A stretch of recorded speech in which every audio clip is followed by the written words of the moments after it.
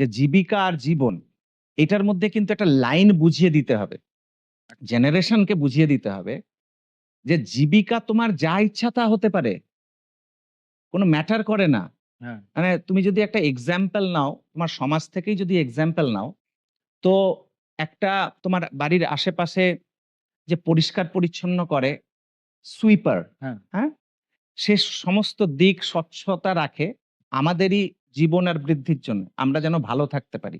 সে পরিষ্কার পরিচ্ছন্ন করছে, তার জীবিকাটা তাই। একদম। আরেকটা মানুষ তার পাশেই থাকে, সে হয়তো ধরো ইসরোতে বা ভাবা অ্যাটমিকে রিসার্চ করছে, সায়েন্টিস্ট বা কিছু করছে, সেও তার জীবিকা হিসেবে সেই কাজ করছে। একদম। হ্যাঁ, স্কিল, সে সেটা পারে, ভালো সেটা পারে, এটা ভালো পারে, এটা করে। কিন্তু এই দুইজনের জীবন যদি দেখো, হুম, সেটা কিন্তু এক। এই মানুষটা যে হয়তো এই স্বচ্ছতার কাজগুলো করে যাচ্ছে নিজের সমাজে, সে ওই কাজ করতে করতে হ্যাঁ, জীবনের হাইয়েস্ট অ্যাচিভমেন্ট যদি হয় কিছু, সে গড রিয়েলাইজেশন বলো হ্যাঁ, বা ওই সুপ্রিম ফুলফিলমেন্ট যদি বলো, সে পেতে পারে। আবার ওই সায়েন্টিস্ট যে মানুষ, সে সেইখানে ওই কর্ম করতে করতেও সে জীবনের হাইয়েস্ট ফুলফিলমেন্ট পেতে পারে। ঠিক। জীবনের দিক দিয়ে যদি দেখি, তাহলে তুমি আর আমার মধ্যে কোনো তফাৎ নেই। জীবিকার দিক দিয়ে যদি দেখি, তাহলে তুমি একটা, আমি একটা। এই ধরো আজকে তুমি আমাকে প্রশ্ন করছো, আমি হয়তো উত্তর দিতে বসেছি। কিন্তু দেখো, তুমি হচ্ছে প্রশ্ন করছো আর আমি উত্তর দিচ্ছি। তোমার জব একটা আর আমার জব আরেকটা। আরেকটা। কিন্তু আমাদের দুইজনের সিমিলারিটি একটা জায়গায় আছে। সেটা কি বলতো?